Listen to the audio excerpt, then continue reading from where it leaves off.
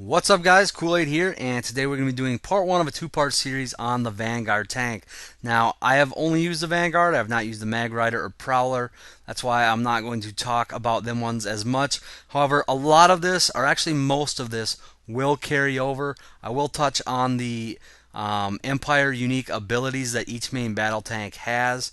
But as far as the weapons go and all the footage I'm going to show you, it is going to be from the Vanguard. Now, a lot of the weapons are the exact same. In fact, I'm pretty sure most of them are, or at least how they function. They might have a different actual weapon skin or different animation, but they are going to be for the most part the same. But I just want to throw it out there so it's not confusing, and I am just going to refer to most thing as the Vanguard. I will touch on the class abilities, however. But anyways, I'm going to do this in two parts, like I said. Today we are going to talk about certification points, and then the next video will be focused more on the weapons. And I'm going to try and get you some footage of most of the weapons, or at least the ones that I like, not necessarily all of them. But anyways, we'll start with passive systems, of course, acquisition timer. Each one of these tiers is going to reduce the cooldown by 90 seconds. As you can see, I'm only out to the 4th tier. But if you are serious about driving main battle tanks a lot, I would probably recommend coming out to this point. I wouldn't go any further than that for a while because it starts getting really expensive. 400, 500, 1,000. Just not worth it at this point. And if you are really good in the main battle tank, right here I think you'll start out lasting, the cooldown timer more often than not anyway. So I would probably suggest going out to here and stopping. Utility slot. Now, this is where each Empire is going to be a little bit different. Each Empire does have a special ability that goes here. NC have the Vanguard Shield, as you can see, which I have picked over the rest of these. I will explain that in a second. The Vanguard Shield is going to basically absorb any oncoming damage for 5 seconds.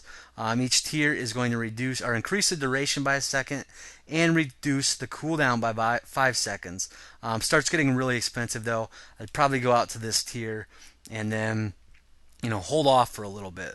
Now the Vanu Mag Rider has a Mag Burner here, which is going to significantly increase their speed for a short period of time.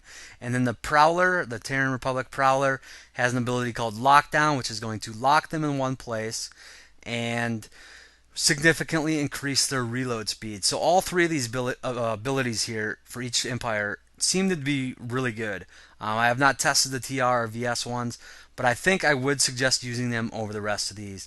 So let's talk about these a little bit. First, you have the IR Smoke.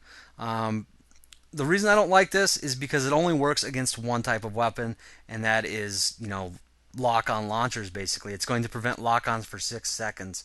Those typically aren't my problem when I'm in a tank. It either comes from the air or, other tanks or, the unlocked launchers or whatever you want to call them. So I would avoid this. Proximity radar. Now this is probably what I would go with if I were not going with one of the special abilities. So if you don't like the Mag Burner or the Lockdown, I would probably go with this proximity radar. What's this going to do is light up people on your mini map. Max out up to 50 yards. You can see it's 10 meters per tier. So that is pretty good. I just don't think it's on the same level as the Vanguard Shield, that's for sure. Then the last one is the Fire Suppression System. The reason I don't like this one is because what it's going to do is once you take critical damage, once your tank starts on fire, you can put it out with this. Well, basically, if your tank's on fire, you're usually screwed or you're repairing it anyway. There's not too many times where there's a different outcome in that situation. So again, I would suggest avoiding this. I would suggest going with the special ability. So let's talk about the defensive slots. And again, there's a lot of stuff here, but there's only a couple things that I would really recommend. First off, you have the Nanite Auto Repair System, and this is going to basically be a self-repair that stops anytime you get hit. Now, maxed all the way out, this only repairs 2.5% damage every 5 seconds, and then if you get hit, it disables it for 10 seconds. Pretty much crap, in my opinion. I would avoid this altogether. Vehicle stealth, pretty much the same explanation I gave for IR smoke. Not really worried about being locked on. And one thing funny about this is it goes from 200 for the 3rd tier all the way to 1,000 certs. I don't know if they misplaced something there or what, but that is quite a significant jump for a 0.25 second reduction in lock-on time or increase in lock-on time. Now, Mine Guard is something that's kind of intriguing. Right now, I never run into any mines. I think I've hit one mine total in this game. But this is very cheap, and the fourth tier will give you 62% reduction from mines. So, if people start using mines more readily and you're looking for a cheap option, this is not bad at all. It's just right now I don't see enough mines to make it worth using. But, later down the line, that's something to keep an eye on. All right, so then we have the reinforced armors. We have front, which is going to do 5% reduction. Side and top are going to do 10% reduction. Now, personally, I would rule the front out. If you're getting hit in the front, you're not taking a lot of damage to begin with, so 5% more reduction isn't really going to do a whole lot. If you're getting hit in the front, you can kind of control the amount you're taking, and you can usually retreat in a timely manner anyway. Now, the reason I chose the side over the top armor is because I feel like I get hit in the side more often than hit in the top. I feel like heavies hit me in the side more, and other tanks hit me in the side more.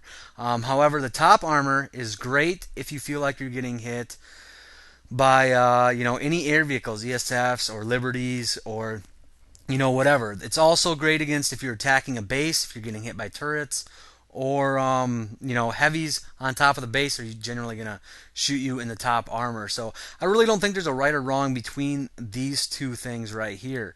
I just went with side because I felt like I got hit in the side more. Alright, so moving on to the performance slot. Again, I don't think either one of these is right or wrong. You have the Eraser high-speed chassis is going to improve top speed and acceleration, and then the combat chassis is going to improve rotation speed, brake power, and the most important thing, reverse speed. And that is why I chose this over high speed. To me, I think reverse speed is the most important thing. If you're getting pooped on by air or other tanks or heavies, you're typically going to have to reverse out as fast as possible, and any improvement to reverse speed I think is going to be a big plus. So that is why I went with that over the high speed, although as you can see, I haven't had a chance to test either one of these out. I just don't have the certs to dump into abilities that are going to share the same spot. But again, these might not have, or might not be bad to actually have both of these and have one equipped for each type of situation. Alright, so that pretty much wraps up certs. The rest of these are weapons, which also have their own certs, as you can see, but I will cover them in part 2. The last thing I want to show you, which is important to driving main battle tanks, is the engineer. Typically, if you really are going to be in a main battle tank, you want to be an engineer, and right here is probably one of the most important certs you can or important spots you can spend your certs on for using any vehicle. This is the repair tool. Each one of these is going to increase the speed. I thought it was 10%, but it doesn't say, I guess. But this is really important, and it's really cheap up until the last tier. I would suggest getting this, though, if you are intent on driving vehicles or any type of vehicle, a lot. Very important. Definitely get out to this tier. But anyways, that's it for part 1. I will be going over all the weapons and stuff in part 2, showing you as many weapons as I can, and definitely recommending for you guys what I think the best weapons are for each situation. So that's pretty much all I got. If you guys enjoyed this, please give me a thumbs up. I really appreciate it. And as always, guys, thanks for watching, and I'll talk to y'all later.